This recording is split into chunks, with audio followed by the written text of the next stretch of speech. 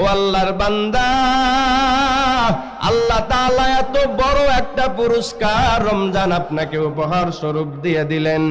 এই অফারটা পাওয়ার পরেও যদি আপনি আপনার জীবনের গুনাহ মাফ না করাতে পারেন, তাহলে আপনার চাইতে বড় কপাল পোড়া আর কেউ হতে পারে না। নবীজি আমার একদিন মসজিদের মেম্বারে ওঠার সময় প্রথম মেম্বারে পা দিলেন, বললেন আমিন। দ্বিতীয় মেম্বারে পা দিয়েও বললেন আমিন। তৃতীয় মেম্বারেও পা দিয়েও বললেন আমিন। সাহাবায়ে কেরাম জিজ্ঞেস করলেন, ওগো নবী, আপনাকে কখনো মেম্বারে উঠতে এমন ভাবে আমিন আমিন আমিন বলতে শুনি নাই। ও নবী আমার, আজকে যে 3 মেম্বারে 3 বার আমিন বললেন, কারণ কি? নবীজি 3টা কারণ বলেছিল, তার মধ্যে একটা কারণ হলো আল্লাহ তাআলার পক্ষ থেকে জিবরাইল নবীর দরবারে এসেছিল, এসে দোয়া করতেছিল, আল্লাহ, যেই বান্দা রমজানের মতো গুরুত্বপূর্ণ ফজিলতপূর্ণ মহতি মাস পাওয়ার পরেও নিজের জীবনের গুনাহ মাফ করাতে পারে নাই, ওই বান্দা যেন ধ্বংস হয়। আমার নবী সঙ্গে সঙ্গে বলেছিলেন আমিন। এবার একটু চিন্তা করেন, জিবরাইল আলাইহিস সালামের কোনো পাপ নাই, গুনাহ নাই, কারণ সে ফেরেশতা, ভিতরে গুনার চাহিদাও নাই। আর আপনার আমার নবী, সে নবী হওয়ার কারণে তার কোনো ভুল নাই, ত্রুটি নাই। তাহলে জিবরাইল দোয়া করলো, আমার নবী আমিন বলল, এই দোয়াটা কি বিফলে যাওয়ার কোনো সুযোগ আছে? নবী এমনি দোয়া করলেই তো বিফলে যাবে না। আর এখানে জিবরাইল আলাইহিস সালাম দোয়া করেছেন আর নবী আমিন বলেছেন, এই দোয়া বিফলে যাবে না, অবশ্যই অবশ্যই দোয়া কবুল। যারা রমজান পেয়ে নিজের জীবনের গুনাহ মাফ করাতে পারবেন না, আপনার ধ্বংস কেউ আটকাতে পারবে না। এজন্য প্রতি বছর যেভাবে কাটিয়েছেন সেটা ভুলে যান। এবার নতুন করে ওয়াদা করেন, আল্লাহ, এই রমজানটা আমি পেয়েছি, রমজান আবার আগামী বছর পাবো কিনা সে তো অনেক দূরের কথা। এই রমজান আসার আগে কত মানুষ দুনিয়া থেকে চলে যাবে, এই রমজান পর্যন্ত বসতে পারবে না। এই জন্যই তো আল্লাহর কাছে রমজানের আগে নেক হায়াত কামনা করতেন আল্লাহর নবী। আল্লাহর নবী এই জন্যই দোয়া করতেন, আল্লাহ, রমজান পর্যন্ত আমাকে পৌঁছাইয়া দেন।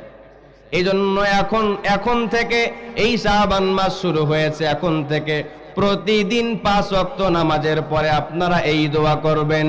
প্রতিদিন 5 ওয়াক্ত নামাজের পরে আল্লাহর কাছে দোয়া করবেন, আল্লাহুম্মা বারিক লানা ফি রজব ওয়া শাবান ওয়া বাল্লিগনা রমাদান।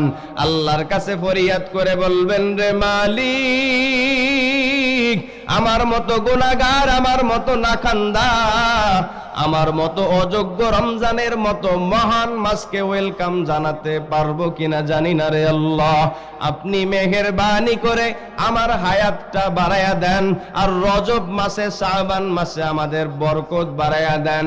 নবী এই দোয়া শিক্ষা দিয়ে গেছেন, ও উম্মতেরা, 2 মাস আগ থেকেই তোমরাও আমার মতো এই দোয়া পড়া শুরু করে দিবা, আর রমজানের প্রস্তুতি নেওয়া শুরু করে দিবা। রমজানের প্রস্তুতি কেমনে নিব?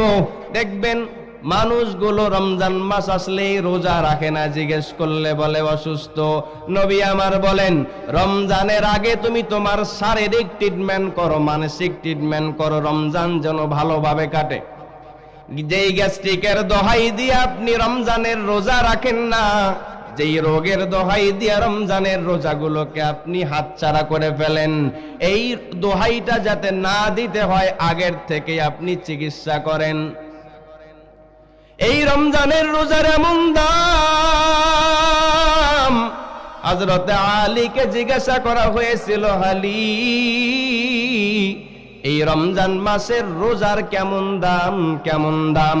হযরত আলী বলেন, কোন মানুষকে যদি কিয়ামত পর্যন্ত হায়াত বাড়ায়া দেয়া হয়, কিয়ামত পর্যন্ত হায়াত পাওয়ার পর প্রত্যেক দিন টানা সে রোজা রাখে 100 বছর, 1000 বছর, 1 লক্ষ বছর, 1 কোটি বছরও যদি রোজা রাখে, মাঝখানে কোনো গ্যাপ দেয় নাই, কোনো বিরতি দেয় নাই, এই সব রোজাগুলোকে যদি এক পাল্লায় রাখা হয়, আর রমজানের একটা রোজা যদি এক পাল্লায় রাখা হয়, তারপর ওই কোটি রোজার চাইতে রমজানের একটা রোজার দাম বেশি।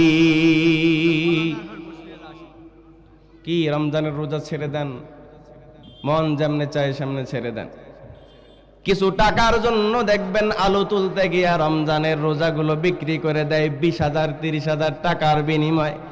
বলে হুজুর কি করব, আমার অভাবী সংসার চলে না, কেমনে কি করব?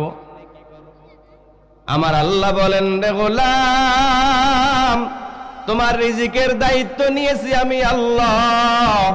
তুমি কি দেখো না সকালবেলা পাখিটা বাসা থেকে খালি পেটে বের হয়ে যায়, তার কোনো জমি নাই, চাষবাস নাই, কিছুই নাই।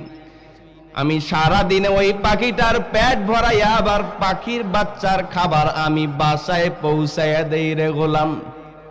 ওই পাখি আমার কাছে শ্রেষ্ঠ মাখলুক না, আমি এই মানুষকে শ্রেষ্ঠ মাখলুক হিসাবে বানাইছি।